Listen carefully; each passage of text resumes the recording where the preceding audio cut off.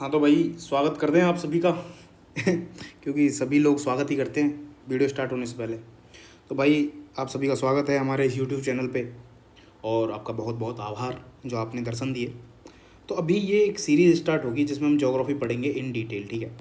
और we will try कि सारी चीज़ें कवर की जाएँ, क्योंकि भाई कोर्स वोर्स लेना उचित नहीं रहा है अब, है ना। एआई के ज़माने में भी अगर आप कोर्स ले रहे हो तो फिर क्या फ़ायदा, जब इतने सारे रिसोर्सेज अवेलेबल हैं।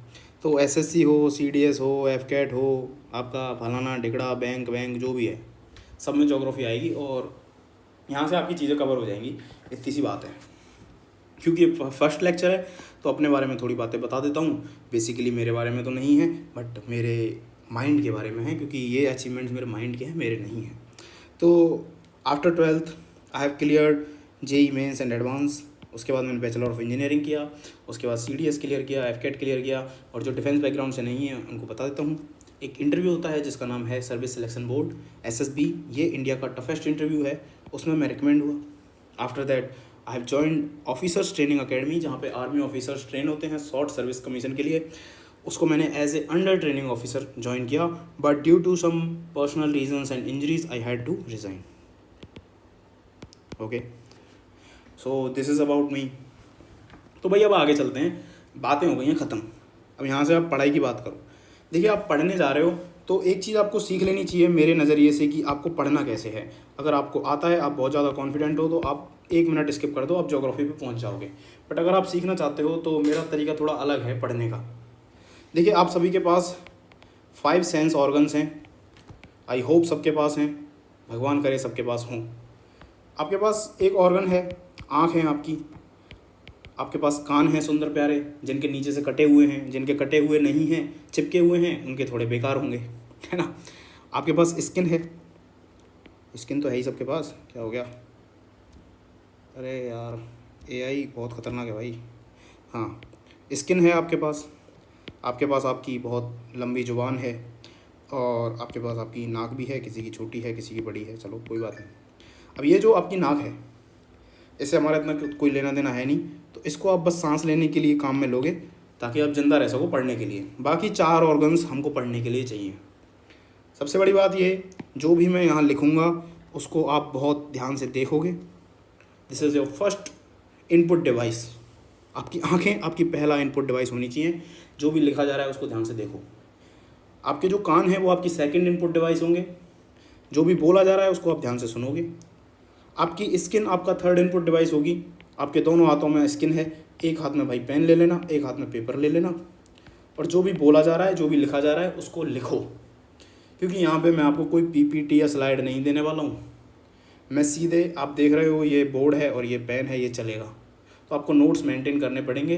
तो इसलिए आपकी थर्ड इनपुट डिवाइस होनी चाहिए आपके हाथ। आपकी फोर्थ इनपुट डिवाइस आपकी टंग होगी, जो जबान आपकी चाटुकारिता के लिए चलती है, जो जबान आपकी गालियाँ देने के लिए चलती है। इस जबान को आप यूज़ करोगे पढ़ने के लिए। तो मैं कहता हूँ, जब भी आप कुछ लिखोगे तो आप उसको अपनी वॉइस के साथ बोलोगे, तब लिखोगे।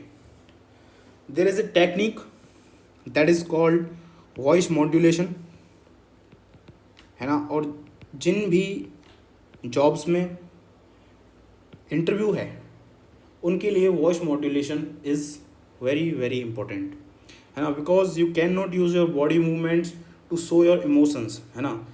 There you can use your voice only, है ना। जो सेंटेंस के इमोशंस हैं वो आपकी आवाज़ से ही बाहर आएंगे। तो इसलिए आपके वॉइस में मॉड्यूलेशन होना बहुत ज़रूरी है। अगर आपकी आवाज़ मोनोटोनस होगी तो वो अच्छा साउंड नहीं करेगी, और श्योर मान लेना आप इंटरव्यू में बाहर होने वाले हो। इसलिए आप बोलते हुए लिखोगे तो आपकी समझ डेवलप होगी कि मैं कैसे बोलता हूँ, तो आप उसको इम्प्रूव भी करोगे। बात समझ में आ रही है? दूसरी चीज़ है, आपकी टंग जो है वो बहुत रिजिड होती है। अगर आप हिंदी ही बोल रहे हो तो इंग्लिश बोलने में दिक्कत आएगी, अगर आप इंग्लिश बोलते हो तो हिंदी बोलने में दिक्कत आएगी। तो इस रिजिडिटी को भी ब्रेक करेगा आपका वॉइस मॉड्यूलेशन। तो इतनी बात मेरे हिसाब से आपको क्लियर होगी भैया, कि बोलते हुए लिखना है। चलिए तो फिर शुरू कर देते हैं। आपकी एनसीईआरटी में पहली जो बात कही गई है वो है कि ज्योग्राफी क्यों भाई, ज्योग्राफी ही क्यों पढ़नी है आपको? क्या इसलिए कि एग्ज़ाम में आएगी, मेरे को एग्ज़ाम क्लियर करना है? नहीं तो रिया किसी और को दे देगी अपना हाथ? नहीं। या इसलिए कि मेरे पिताजी मेरी तशरीफ़ को शहबाज शरीफ बना देंगे अगर मेरा एग्ज़ाम क्लियर नहीं हुआ तो? नहीं।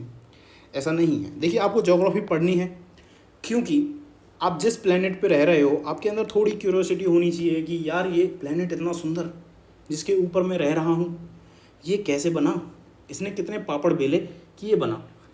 आपके अंदर ये होना चाहिए कि यार ये मैं जो खा रहा हूँ ये कहाँ होता है, कैसे होता है, कैसी मिट्टी पे होता है, जो ये मेरे अंदर इतना सुंदर प्यारा खून बना रहा है, जो ये किसी महापुरुष के अंदर गर्म सिंदूर बना रहा है ना। तो आपको पता होना चाहिए कि क्या खाने से मेरे अंदर खून बह रहा है और क्या खाने से महापुरुष के अंदर गर्म सिंदूर बह रहा है। मेरे को थोड़ा अजीब लगा, ऐसे ही शेयर कर रहा हूँ कि मेरे को ये दिक्कत नहीं है कि गर्म सिंदूर बह रहा है, मेरे को ये पूछना था कि ये गर्म सिंदूर है किसका, क्योंकि अपनी वाइफ का तो तुमने ठंडा कर दिया था भाई साहब। चलो कोई बात नहीं। तो आपको समझ रहे हो आपके अंदर जो क्यूरियोसिटी है ना ये इस चीज़ को लेके होनी चाहिए कि यार मैं यहाँ पे रह रहा हूँ, ये प्लेनेट कैसे बना, यार मैं ये चीज़ खाता हूँ ये कहाँ से आती है, इसके अंदर न्यूट्रिएंट्स कहाँ से आते हैं, है ना। चावल के न्यूट्रिएंट गेहूँ से अलग क्यों है, बाजरे के न्यूट्रिशनल वैल्यू गेहूँ से अलग क्यों है। ये सारी चीज़ें, इन चीज़ों का जवाब देती है आपकी ज्योग्राफी, इसलिए आपको ज्योग्राफी पढ़नी चाहिए। अब दूसरा सवाल छुटते ही उठेगा जैसे ही आप इससे ऊपर आओगे कि ज्योग्राफी है क्या भैया, वो बताओ ज्योग्राफी है क्या। तो आपके ग्रीक स्कॉलर हुए जिनका नाम था एराटोस्थनीस, इन्होंने बोला कि भैया ये बना है जियो और ग्राफोस से मिलके। जियो बोले तो आपकी अर्थ और ग्राफोस बोले तो डिस्क्रिप्शन, मतलब अर्थ का ही डिस्क्रिप्शन है ज्योग्राफी, ठीक है। और इसके बारे में ये भी बोला गया कि जो अर्थ है वो एरिया में अलग अलग है, मतलब उसके अलग अलग एरिया की जो स्पेसिफिकेशन है वो अलग अलग है, मतलब एरियल डिफरेंस है, एरिया के हिसाब से डिफरेंस है अर्थ पे। तो उन एरियल डिफरेंसेस की स्टडी ही ज्योग्राफी है, उन एरियल डिफरेंसेस से जो फेनोमेना क्रिएट होता है उसकी स्टडी ही ज्योग्राफी है। ये बात बोली गई। अब देखिए ज्योग्राफी में मैं आपको एक चीज़ बता देता हूँ कि मैक्सिमम जो डेफिनेशंस दी गई हैं वो या तो फिलोसफर्स ने दिए हैं, स्कॉलर्स ने दिए हैं, है ना। एक ऐसी कोई बहुत ठोस कोई डेफिनेशन नहीं है यहाँ पे, है ना। तो अब ये पता नहीं हमारा दुर्भाग्य रहा क्या रहा कि इंडियन फिलोसफर्स ने इसकी शायद कोई डेफिनेशन नहीं दी, बट अकॉर्डिंग टू मी मेरे को ऐसा लगता है अगर कोई भी इंडियन फिलोसफर ज्योग्राफी की डेफिनेशन लिखता तो वो बस इतनी बात लिखता कि स्टडी ऑफ 5 एलिमेंट ही, स्टडी ऑफ 5 एलिमेंट्स ही आपकी ज्योग्राफी है, क्योंकि हमने शुरू से ही 5 एलिमेंट्स को बहुत ज़्यादा इंपॉर्टेंस दिया, नो डाउट। और मेरे को ये सही भी लगता है कहीं ना कहीं। देखिए आपके 5 एलिमेंट हैं, आप गर्दन ऊपर करोगे तो आपको, क्या लिख रहा हूँ मैं, आपको आसमान दिखाई देगा। और जिनके पास गर्दन नहीं है तो भैया आप जिम का एड्रेस ढूंढो और वर्कआउट करना शुरू करो। थोड़ा नीचे आपको हवा महसूस होगी, पैरों के नीचे आपको धरती महसूस होगी, उसके बगल में पानी भी महसूस होता है आपको, और थोड़ा और अंदर जाओगे तो आग लगी हुई है। अब देखिए जो आपका स्काई है, आपके आसमान में बहुत सारे प्लैनेट हैं, उन प्लैनेट्स के सैटेलाइट्स हैं। कोई प्लैनेट रिवॉल्व कर रहा है, कोई रोटेट कर रहा है। कौन फास्टेस्ट रिवॉल्व करता है, कौन स्लोएस्ट करता है, कौन फास्टेस्ट रोटेट करता है, कौन स्लोएस्ट रोटेट करता है, किसके पास कितने सैटेलाइट्स हैं, किसके पास सबसे ज़्यादा सैटेलाइट्स हैं। ये सारी चीज़ें आपको पढ़नी पड़ेंगी। स्काई में आपके स्टार हैं, ये स्टार आपका फॉर्मेशन बनाते हैं, कौन कौन से फॉर्मेशंस हैं। तो इतनी सारी चीज़ें जब आप पढ़ोगे तो आप एक स्काई एलिमेंट को पढ़ रहे हो, तो इसलिए अगर आप इन चीज़ों को पढ़ते हो आप स्काई एलिमेंट पढ़ लेते हो। अब आपका एयर एलिमेंट आएगा, कैसे आपकी विंड फ्लो होती है, कैसे लो प्रेशर हाई प्रेशर बनता है, कैसे करंट्स फ्लो होते हैं, कैसे जेट स्ट्रीम्स बनते हैं, कैसे ईस्टर्लीज वेस्टर्लीज चलती हैं। एयर का जो एटमॉस्फेयर है, इसके कौन से स्फीयर में कौन सा फेनोमेना होता है, कहाँ पे प्लेन उड़ रहे हैं, कहाँ पे सैटेलाइट रखे हैं, कहाँ पे आपका ओजोन है, कहाँ पे वेदर फेनोमेना होता है। तो ये सारी चीज़ें जब आप पढ़ोगे तो एयर एलिमेंट कंप्लीट हो जाएगा। आपको स्पीड अगर स्लो लग रही है तो 1.25, 1.5, 1.75 और 2.0 तक का आपके पास शायद ऑप्शन है, तो आप बढ़ा सकते हो। जब आप पढ़ोगे लैंड, तो आपके लैंड पे तो माउंटेन्स भी है ना भाई, पहाड़ हैं जहाँ पे ज़्यादातर सब लोगों को जाना पसंद है, बीचेस हैं, है ना, रॉक्स हैं, सॉइल है, जंगल हैं, रोड है, रेल है, इतनी सारी चीज़ें हैं आपकी ज़मीन पे। आपको ये सारी पढ़नी है, मतलब आपने लैंड एलिमेंट पढ़ लिया। आप ओशन पढ़ोगे, आप सी पढ़ोगे, आप रिवर पढ़ोगे, आप लेक्स पढ़ोगे, आप डैम्स पढ़ोगे, आप रेन पढ़ोगे, इतनी सारी चीज़ें पढ़ ली, मतलब आपने वाटर एलिमेंट पढ़ लिया। अंदर थोड़ा चले जाओगे तो मैग्मा चल रहा है भाई साहब, आग धधक रही है एकदम, लावा है, वॉल्केनोज हैं, ये सारे फायर से रिलेटेड हैं। तो मेरा कहने का मतलब सिंपल ये है, अगर आप पूरी ज्योग्राफी को डिवाइड करो तो इन 5 एलिमेंट्स के अंदर आप डिवाइड कर सकते हो, और अगर आप इन 5 एलिमेंट्स को पढ़ लेते हो तो आप पूरी ज्योग्राफी पढ़ लेते हो। बाकी सिंपल बुक इस लैंग्वेज ये है ही कि जो अर्थ के एरियल डिफरेंसेस हैं, उनके अलग अलग जो डिफरेंट फेनोमेना हैं, और अर्थ की जो स्टडी है वही ज्योग्राफी है। अब आपकी बुक में एक बात कही गई कि जो ज्योग्राफी है ये काफ़ी इंटीग्रेटिंग है। हाँ भाई वाह, अब इंग्लिश में तो सुंदर लग रहा है इंटीग्रेटिंग, बट अगर हिंदी में बताऊँ तो भैया इसके अवैध संबंध हैं। अवैध संबंध है मतलब इसके सबसे संबंध हैं। हो सकता है भाई साउथ दिल्ली में जन्म हुआ होगा, क्या पता, चलो देख लेते हैं कैसे संबंध हैं इसके। तो देखिए, आप हिस्ट्री पढ़ते हो, है ना, आप हिस्ट्री पढ़ते हो तो आप हिस्ट्री में पढ़ते हो भैया पानीपत में लड़ाइयाँ हुई। अब इसका ज्योग्राफी का कैसे इसका कनेक्शन है? देखो, पानीपत में लड़ाइयाँ हुई, कोई बात नहीं, पर पानीपत में लड़ाइयाँ हुई क्यों? क्योंकि वहाँ की ज्योग्राफी ऐसी है ना, वहाँ पे प्लेन है, वहाँ पे बड़ी बड़ी सेनाएं आराम से लड़ सकती हैं, इसलिए पानीपत में लड़ाइयाँ हुई। आप हिस्ट्री पढ़ते हो, आप देखते हो मुगल्स जो आए वो ऊपर से आए, मतलब नॉर्थ वेस्ट से आए। नॉर्थ वेस्ट से ही क्यों आए? क्योंकि वहाँ पे हिल्स हैं, वहाँ से इन्फिल्ट्रेट करना इजी है। आप अभी तक देखते हो टेररिस्ट जब इन्फिल्ट्रेट करते हैं तो मैक्सिमम इन्फिल्ट्रेशन JNK में होती है। क्यों? क्योंकि वहाँ पे पहाड़ हैं, ठीक है। आप देखते हो वास्को डी गामा जब इंडिया आया तो साउथ में आया। साउथ में ही क्यों आया? क्योंकि वहाँ पे वाटर कनेक्टिविटी है। तो ज्योग्राफी इन सब चीज़ों का आंसर देती है कि ये चीज़ हुई तो ये क्यों हुई। तो ज्योग्राफी हिस्ट्री से इंटीग्रेट होती है। ऐसे ही देखिए, आप जूलॉजी पढ़ते हो, आप क्यों पढ़ोगे, पर कुछ लोग तो पढ़ेंगे ही।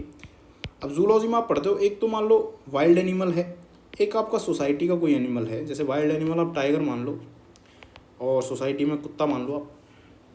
तो ये इतने डिफरेंट क्यों हैं? अगेन ज्योग्राफी, क्योंकि वो जंगल में पला बड़ा बड़ा हुआ, ये सोसाइटी में बड़ा हुआ है, ठीक है भाई साहब। ये टाइगर आपको चाट लेगा ना, आपकी एनाटॉमी बाहर आ जाएगी पूरी। पर कुत्ता, कुत्ता आपको चाटता है, आपकी पुच्ची ले लेता है भाई साहब, कुछ नहीं होता, आपको मज़ा आता है आपको। तो ये डिफरेंस किसका है? ये ज्योग्राफी का डिफरेंस है। अब देखिए, आप नई चीज़ चल रही है इंस्टाग्राम पे, पंडित से पूछ लो भैया क्या होगा, एस्ट्रोलॉजी। एस्ट्रोलॉजी भी ज्योग्राफी से रिलेटेड है, पता है आपको। आप देखिए, समझिए उसको। आपकी कुंडली में पंडित जी बताएंगे भैया राजयोग है आपकी कुंडली में, तो धुआंधार पैसा आएगा भाई साहब, राजा बन जाओगे आप। राजा आपको बना सकता है सन। पंडित जी ये भी बोलेंगे आपका सूर्य अच्छा है इसलिए आपकी कुंडली में राजयोग है। तो ये राजयोग सन से रिलेटेड ही क्यों है? इसका आंसर भी ज्योग्राफी देती है। क्योंकि सन ही एक ऐसा प्लेनेट है जिसके पास मैक्सिमम एनर्जी है। इवन अपने सोलर सिस्टम में एनर्जी का सोर्स है सन। तो जिसके पास मैक्सिमम एनर्जी होगी वही तो इतना बड़ा फल आपको दे सकता है। ज्योग्राफिकल रीज़न है। आपके पंडित जी बोलेंगे कि भैया अगर आपका जुपिटर अच्छा है ना तो बाकी जो प्लैनेट्स हैं उनका इम्पैक्ट इतना नहीं पड़ेगा। क्यों नहीं पड़ेगा? क्योंकि जुपिटर भाई सबसे बड़ा प्लैनेट है, साइज़ बड़ा है इसका। तो साइज़ बड़ा है ना, तो इसके फोर्स भी ज़्यादा होंगे। सिंपल है, ग्रेविटेशनल फोर्स, इसमें कोई बहुत तगड़ी मैथमेटिक्स नहीं है। इसका ग्रेविटेशनल फोर्स ज़्यादा होगा और ये इसका फोर्स ज़्यादा होगा, तो ये बाकी के फोर्सेस को इतना इफेक्टिव नहीं होने देगा। पंडित जी कहेंगे भैया आपका तो मार्स अच्छा है, आप तो प्रॉपर्टी खरीदोगे। अच्छा, ये कैसे भाई? मार्स से क्यों है प्रॉपर्टी? मार्स से रिलेटेड क्यों है, वीनस से क्यों नहीं है? वो इसलिए क्योंकि मार्स ही एक ऐसा प्लेनेट है जो अर्थ के साथ साथ रहने लायक है। रहने के लिए ही तो आपको प्रॉपर्टी चाहिए। तो अगेन ये ज्योग्राफिकल है। मार्स की ज्योग्राफी ऐसी है कि वो रहने लायक है, वो रहने लायक है इसलिए वो प्रॉपर्टी से रिलेटेड है। तो मार्स अच्छा है तो भैया आप यहाँ प्रॉपर्टी ले लोगे। अब आप पूछ लो पंडित जी हमारी एक्स कब आएंगी, अब तो रहा नहीं जाता हमसे, बता दो अब तो। फिर पंडित जी आपका वीनस देखते हैं। वीनस ही क्यों देखा पंडित जी ने, और कोई प्लेनेट क्यों नहीं देखा, सैटर्न क्यों नहीं देखा? क्योंकि वीनस जो है ना ये अर्थ का अपोजिट है। अर्थ आपकी एंटी क्लॉकवाइज रोटेट करती है अर्थ, और वीनस आपका क्लॉकवाइज रोटेट करता है। और जो प्यार होता है वो ट्रेडिशनल तरीके से तो दो अपोजिट लोगों के बीच में ही होता है। अब आप LGBTQ को लेके मत बैठना, है ना, ये तो कुछ अपवाद आ जाते हैं समाज में जिनको झेलना पड़ता है। बाकी नॉर्मली जो आपकी जो लव लाइफ होती है वो एक अपोजिट जेंडर के साथ होती है, और अर्थ का जो अपोजिट है वो वीनस है। तो ये जोग्राफिकल रीज़न है, वीनस उल्टा घूम रहा है ना, इसलिए ही वीनस को देखा जाता है। अगर वीनस अच्छा है तो वो आपकी लव लाइफ में इम्पैक्ट डालेगा। आपको समझ में आया? बिल्कुल समझ में आया होगा भाई साहब, इतना ईजी तो कौन ही समझाएगा भाई। अब आप कोई भी सब्जेक्ट उठा लो यार, पॉलिटी, आप देखोगे नॉर्थ ईस्ट के स्टेट्स को या बॉर्डरिंग स्टेट्स को, क्या जो भी है बॉर्डरिंग स्टेट्स को अलग अलग राइट्स मिले हुए हैं। वो क्यों? वो उनकी ज्योग्राफी की वजह से। वहाँ पे हिल्स हैं, वहाँ पे बॉर्डर्स हैं, वहाँ पे स्पेशल राइट्स की ज़रूरत है, क्योंकि वहाँ की जो सोसाइटी होती है वो बहुत ज़्यादा ऐसी होती है कि मतलब फ्रेजाइल, आप उसको बहुत जल्दी ब्रेक कर सकते हो, अपने में मिला सकते हो, अपने से दूर कर सकते हो, इसलिए उनको स्पेशल राइट्स आपको देने ही पड़ेंगे। तो इन दी एंड आपको इतना समझ में आया कि जो ज्योग्राफी है वो सबके साथ अवैध संबंध बनाए हुए भाई साहब एड्स फैला रही है ये, समझ रहे हो? तो इसका टीकाकरण कराओ, नसबंदी करो इसकी। नसबंदी कैसे होगी? जब पढ़ लोगे तो नसबंदी हो जाएगी, फिर ये परेशान नहीं कर पाएगी आपको। तो आप पढ़ो भाई ज्योग्राफी। तो आप ज्योग्राफी का इंटीग्रेशन समझिए। अब और एक फुद्दू सी बात है आपकी किताब में, ब्रांचेज में इसको डिवाइड किया हुआ है। ब्रांचेज में बस इसलिए डिवाइड किया ताकि पढ़ने में थोड़ी आसानी हो। तो ब्रांचेज दो बनाई, एक तो फिजिकल जो ज्योग्राफी है, और जो ह्यूमन डेवलप्ड, जो हम जैसे महानुभावों ने यहाँ पे चीज़ें डेवलप की, वो भी तो ज्योग्राफी है। हमने बुर्ज खलीफा बनाया, हमने नहीं बनाया, मतलब दूसरे देश ने बनाया भाई साहब, बनाया तो इंसान ने। अब जो आपकी फिजिकल ज्योग्राफी है, इसमें आप वही पढ़ोगे भैया, समुद्र हैं, सागर हैं, महासागर हैं, पत्थर हैं, मिट्टी है। बात समझ में आ रही हो? तो आप ये सब पढ़ना पड़ेगा आपको फिजिकल ज्योग्राफी के अंदर। अब हमने भाई रोड बनाए, रेल बनाई, है ना, वाटरवेज बनाए, तो ये सारी चीज़ें आपको ह्यूमन डेवलप्ड जो ज्योग्राफी है उसमें पढ़ने पड़ेंगी। आपको बात समझ में आ रही है? यहाँ से हो सकता है क्वेश्चन कोई ना आए, बट बेसिक समझ डेवलप करने के लिए ये चीज़ें बहुत ज़रूरी हैं। आपको समझ में आ रहा है? अब सिंपल सी बात आती है जो आपके 11th एनसीईआरटी के नेक्स्ट चैप्टर में दी गई है। फर्स्ट चैप्टर में इतना ही था बताने लायक, नेक्स्ट चैप्टर में दिया गया है भाई साहब आपका ओरिजिन ऑफ अर्थ। क्या दिया गया है? Origin of earth. पानी वानी पी लो भाई जिनको पानी पीना है, ठीक है। तो आपका हम लिखते हैं यहाँ पे ओरिजिन ऑफ अर्थ। अब देखिए जो आपका अर्थ का ओरिजिन है, अगेन मैंने जो बोला कि ज्योग्राफी में ज़्यादातर चीज़ें फिलॉसफी पे रिलेटेड हैं। तो अर्थ के ओरिजिन के संदर्भ में, इसके रिलेशन में एक हाइपोथेसिस दिया गया, जिसको हम बोलते हैं नेब्युलर हाइपोथेसिस। नेब्युलर हाइपोथेसिस सॉरी, ये दिया आपका इमैनुअल कांत ने, और इसको रिवाइज़ किया लाप्लास ने। इसके बाद भी इसको रिवाइज़ किया गया, है ना, कार्ल के द्वारा, है ना, ऑटो स्मिथ के द्वारा। बट आपको इतना भसड़ फैलाने की ज़रूरत नहीं है। आप ये समझो नेबुला हाइपोथेसिस है क्या। भाई साहब इनका कहना है कि पुराने ज़माने में जब हमारे सूर्य देवता जवान होते थे, यूथफुल सन था, तो वो स्लो रोटेट करता था। अब स्लो रोटेशन से उसके चारों तरफ क्लाउड्स बने, और वही क्लाउड्स कंडेंस होके अर्थ को बनाते हैं बाद में, ये इन्होंने बोला। अब ये थ्योरी ज़्यादा लंबी नहीं चली, क्योंकि ये थ्योरी जो है ना आपकी, ये सिर्फ अर्थ तक ही लिमिटेड थी, जबकि हमें तो पूरा यूनिवर्स पढ़ना था। तो ये थ्योरी ज़्यादा दमदार नहीं लगी थी। और वैसे भी भाई साहब सूर्य देवता जवान हैं, पहली बात, उनके पास 5 हैं या 7 घोड़ों वाला एक रथ है। मैं तो मान ही नहीं सकता वो स्लो रोटेट करेंगे भाई साहब। क्यों करेंगे? जवान है सूर्य देवता, फास्ट रोटेट करेंगे भाई साहब। बिल्कुल गलत थ्योरी है, ठीक है। कोई बात नहीं, मतलब इसको ड्रॉप कर दिया गया, क्योंकि ये अर्थ से ऊपर बात नहीं कर पा रही थी, बहुत लिमिटेड हो गई थी, ठीक है।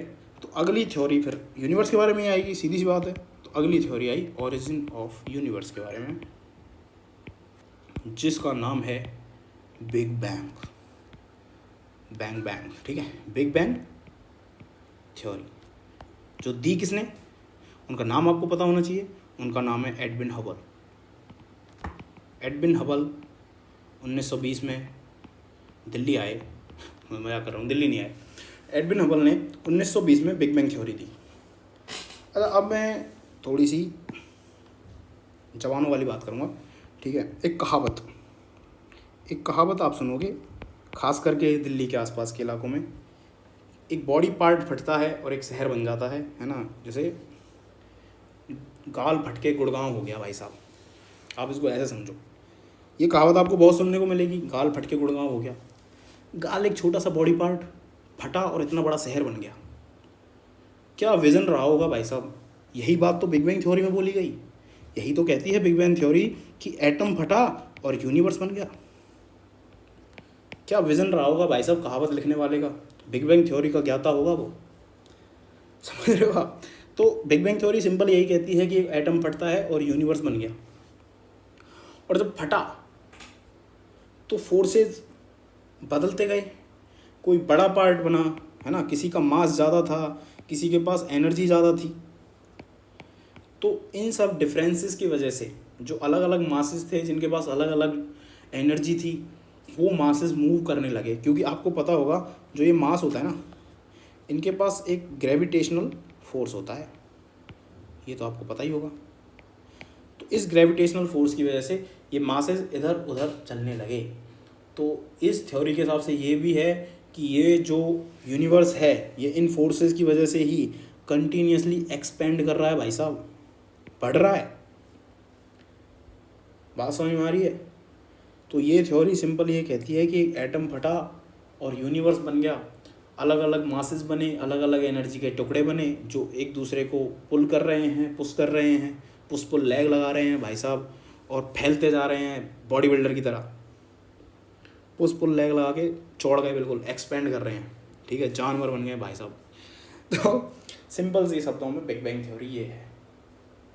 यहाँ से आगे की बातें हम चाहते हैं कि अगली क्लास में करें कि यूनिवर्स से आगे क्या हुआ, कैसे स्टार बने, कैसे प्लैनेट्स बने, उसके बाद कैसे आपकी अर्थ बनी, कैसे हम यहाँ पे आए और हमने यहाँ पे इस प्लैनेट की माँ बहन एक कर दी। ये सब जानने के लिए आपको जुड़े रहना पड़ेगा। उससे पहले मैं आपको एक बहुत अच्छी बात बताता हूँ। देखिए, किताबों से पढ़ने से ठीक है आप एग्ज़ाम क्लियर करोगे, बट आपकी पर्सनैलिटी अच्छी होनी चाहिए थोड़ा। आपका लाइफ में बोल रहा हूँ, है ना, not your body, not your mind. आपकी जो लाइफ है, जो आप खुद हो, उसमें थोड़ा इम्प्रूवमेंट होना चाहिए। तो आपने एक एक्सपेरिमेंट अगर नहीं किया है तो मैं सजेस्ट करूँगा कि आप करें। एक आप कार्डबोर्ड लें, इसके एक तरफ एक चिड़िया बनाएं। चिड़िया है क्या? ये चिड़िया है भाई साहब, ये चिड़िया है, ठीक है। और इसके एक तरफ आप पिंजरा बनाएं। ये शायद आपने किया भी होगा, 8th 9th में शायद है। आप इसको दोनों तरफ धागे बांध के अगर घुमाओगे ना, तो यू विल सी कि ये जो चिड़िया है ना, ये पिंजरे में आ जाएगी। सेम हाल हमारा है। हमारे जीवन के एक पटल पर हम खुद हैं और हमारे जीवन के दूसरे पटल पर है ये संसार, जो एक पिंजरा है, ठीक है। अरे थोड़ी मतलब ऐसे लगेगा यार तुमको क्या मैं ज्ञान पेल रहा हूँ, है ना, बट आप समझो इस बात को, है ना, लास्ट में आपको बहुत मज़ा आएगा।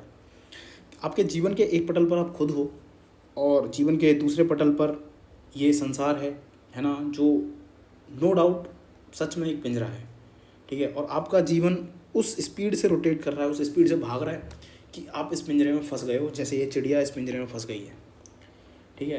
तो सिंपल बात है ना, अपने जीवन में थोड़ा ठहराव लाओ, थोड़ा रुको, है ना। और वो ठहराव ऐसे नहीं कि आप काम करना बंद कर दो, वो ठहराव आएगा जब आप थोड़ा ध्यान करोगे, आप मेडिटेशन करना शुरू करो, ठीक है। आप मेडिटेशन करो। जो सजेस्टेड है वो ये है कि भैया 21 मिनट करो, 21 मिनट्स। बट अगर आपसे 21 मिनट नहीं होता है, जो मैक्सिमम लोगों से नहीं होगा, अगर आप फर्स्ट टाइम कर रहे हो तो, है ना, बेचैन हो जाओगे आप, ऐसा लगेगा कि उठ जाऊँ, अब तो नहीं हो रहा, आंखें फट रही हैं, खोलने का मन कर रहा है। तो आप भैया 20 मिनट कर लो, 15 मिनट कर लो, 10 मिनट कर लो, बट स्टार्ट करो। क्योंकि जब आप मेडिटेशन करने लगोगे तो आप देखोगे आपके जीवन में थोड़ा ठहराव आया और आपको पता चलेगा कि क्या चीज़ें आपके लिए सही हैं और कौन सी चीज़ें आपके लिए गलत हैं। आप बेटर डिसीजन ले पाओगे अपनी लाइफ में। तो आपको समझ में आ रहा है, तो इस पिंजरे में बंद मत रहो, यही मैं बोलना चाहूँगा, ठीक है।